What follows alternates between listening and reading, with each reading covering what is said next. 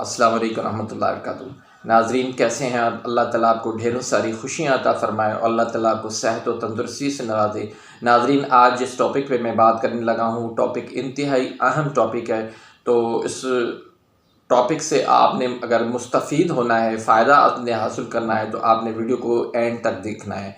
Video को जब आप एंड तक देखेंगे तो आपको इंशाल्लाह अच्छी खासी मालूमात मिलेगी और एक ऐसे राज से इंशाल्लाह पर्दा उठेगा कि जब इंसान आधी रोटी खाता है तो क्यों उसका पेट भर जाता है। वो जो इंसान जो 3-3 4-4 रोटियां खाता था लेकिन अचानक ऐसे होता है कि वो आधी रोटी खाता है तो उसका पेट भर जाता है, मैदा जो है ना उसका सिकुड़ के छोटा हो जाता है। तो इस पे इंशाल्लाह आज तफसील से बात होगी, तो मेरे साथ रहिएगा।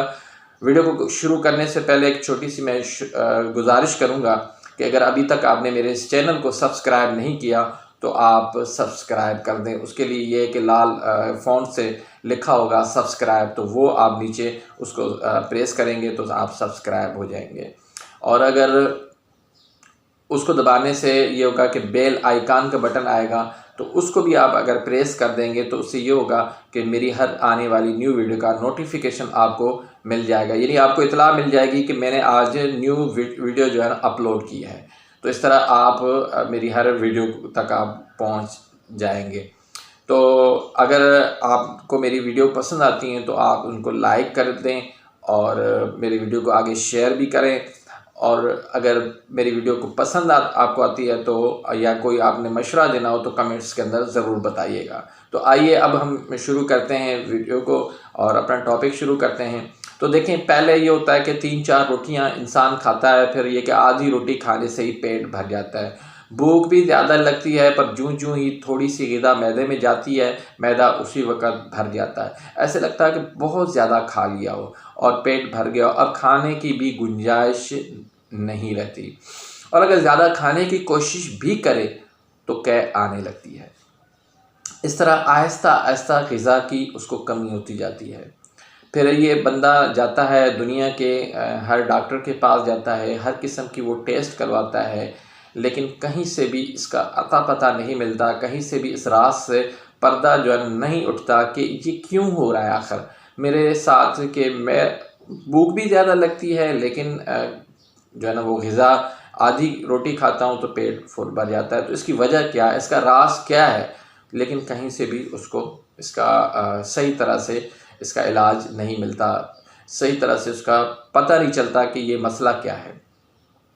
तो उससे ये होता है कि फिर अगर हकीम के पास जाता है तो हकीम भी उसको जो है ना सिर्फ हाजमे की दवाई दे देता है, लेकिन कोई असल इलाज तक वो उसको समझ में भी नहीं आती। तो फिर ये कि मरीज़ मायूस हो जाता है और फिर थक के हार के बैठ जाता है कि शायद मेरा दुनिया के अंदर कहीं पर भी इलाज नहीं है। इस तरह नहीं है, अल्लाह ताला ने हर बीमारी का इलाज पैदा किया है और अल्लाह ताला ने अल्लाह के नबी सल्लल्लाहु अलैहि वसल्लम ने फरमाया कि अल्लाह ने हर बीमारी का इलाज जो है ना हर बीमारी को पैदा करने से पहले ही उसका इलाज पैदा कर दिया है। तो इलाज तो है, लेकिन असल बात ये कि इसको समझने की ज़रूरत है कि बीमारी असल क्या है, उसकी सही तशख़ीस करने की ज़रूरत है। जब हम सही तशख़ीस करेंगे, उसका सही काज़ का सबब मालूम करेंगे तो फिर हम आसानी से उसका इलाज कर सकेंगे। अब आते हैं हम इसके असबाब की तरफ कि असबाब इसके क्या हैं, क्यों इस तरह होता है। देखें, ये मरीज़ जो है वो उज़लाती आसाबी मरीज़ होता है। उसकी जो है ना तहरीक जो है ना वो उज़लाती आसाबी होती है।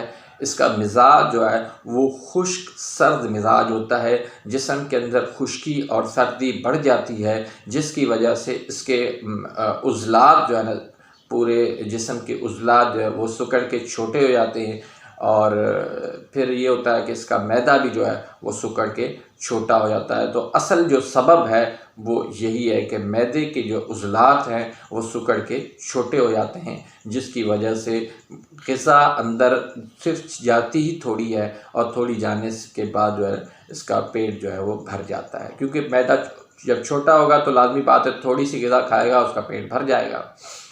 तो अब इसका इलाज क्या है? इसका इलाज ये है कि हम इनके उज़लात के अंदर जब हम गर्मी पैदा करेंगे, उनको हम जब तहरीक देंगे तो फिर ये होगा कि इनके उज़लात जो है ना वो फूल के बड़े होना शुरू हो जाएंगे।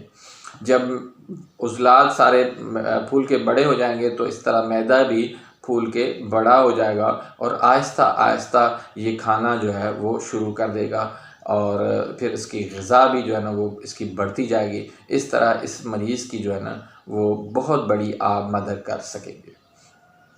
तो नाज़रीन, इसके लिए जो है ना हम जो ग़िज़ा तजवीज़ करते हैं तो उसमें जो है ना भुने चने हैं, काले चने हैं, शोरबे वाले अंडे हैं, मछली है, और इसी तरह जो है ना वो बकरे का गोश्त है, और इसी तरह फिर जो है ना ड्राई फ्रूट हैं। तो ये जब आप इनको ग़िज़ा देंगे और इनकी आप ठंडी और खट्टी तुर्श चीज़ें जो हैं वो आप इनकी बंद कर देंगे तो उससे इंशाअल्लाह बहुत ज़्यादा इसके अंदर इम्प्रूव आने लग जाएगी। अब इसका हम इलाज क्या करते हैं, इसके लिए इलाज में जो है ना हम इसको उज़लाती गुद्दी यानी ऐसी जो है ना मेडिसिन देते हैं, ऐसी अद्वियात देते हैं जिससे इसका इम्यूनिटी सिस्टम जो है ना वो मज़बूत हो जाता है। तो अब आते हैं इलाज की तरफ। हम जो नुस्खे देते हैं तो वो भी आप नोट कर लें कि हम उनको नुस्खे क्या क्या देते हैं। उसमें जो है पहले देते हैं गुद्दी उज़लाती मिलियन।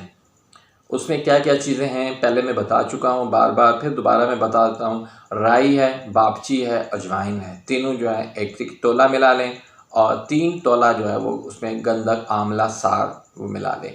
इन चारों को आप अच्छी तरह से पीस लें, सफ़ूफ बना लें, पाउडर कर लें और फिर इनकी जो है ना आप या तो नखूदी गोली बना लें या फिर आप इसको 500 mg के कैप्सूल भर लें और सुबह, दोपहर, शाम जो है एक एक कैप्सूल दे दें या शदीद सूरत के अंदर आप उनको 2 भी कैप्सूल दे सकते हैं। फिर तरिया के तबखीर का नुस्खा है, उसमें आप जायफल है 1 तोला, जलवत्री 1 तोला है, फुलफुल दराज 2 तोला है, अकरकरा 1 तोला है, हिंग जो है वो असली जो है वो 2 तोला है, सुंबुल तैयब जो है वो 2 तोला है, लहसुन का पानी जो है वो 10 तोला है। अब क्या करना है कि लहसुन के पानी के सिवा तमाम चीज़ों को आपने बारीक सफ़ूफ बना के पीस लेना है। उसके बाद उनको थोड़ा थोड़ा पानी उसमें डालते जाएं और उसकी फिर आप नखूदी गोली बना लें या फिर ये कि 500 mg के कैप्सूल बना लें। सुबह, दोपहर, शाम एक एक कैप्सूल आप उनको देते जाएं या एक एक गोली उनको देते जाएं। फिर तीसरा नुस्खा जो हम देते हैं उनको वो हाज़म 5 का नुस्खा है। उसमें सुंड है, मिर्चा है, फुलफुल दराज है, नुशादर टिकरी है, हर एक जो है वो एक एक तोला उसमें लगा दें। पुदीना 2 तोला है, गंधक, आंवला सार 4 तोला है, रेवन खताई 4 तोला है, सौंफ जो है वो 4 तोला है, मीठा सोडा वो 4 तोला है, नमक खाने वाला 8 तोला है। इन सबको आप बारीक पीस लें, सफ़ूफ बना लें और उनमें से आप जो है वो नखूदी गोली बना लें या फिर 500 mg के कैप्सूल बना लें। एक एक जो है ना आप दिन में दें, सुबह, दोपहर, शाम 3 टाइम दे दें। उसके बाद जो है जवारिश जालिनोस जो है उसका नुस्खा है वो आप जो है ना ख़ुद बनाने से तकरीबन आपको बनानी मुश्किल होती है तो हमारी अपनी बनी बनाई मिलती है तो वो आप ले लें। आधी चम्मच उसमें से सुबह शाम आप मरीज़ को खिला दें। अल्लाह के फज़ल करम से आप देखेंगे कि 20 दिन के अंदर जो है ना बिल्कुल उनका मैदा दुरुस्त हो जाएगा और इस मर्ज़ से, इस अलामत से उसकी इंशाअल्लाह हमेशा के लिए जान छूट जाएगी। तो वीडियो आपको कैसी लगी इसका फ़ीडबैक ज़रूर दीजिएगा और कमेंट्स के अंदर ज़रूर लिखिएगा, बताइएगा कि ये वीडियो आपको कैसी लगी और फिर ये कि अगर आपको कोई मशवरा देना हो तो वो भी कमेंट्स के अंदर ज़रूर बताइएगा। अपनी दुआओं में याद रखिएगा। अल्लाह।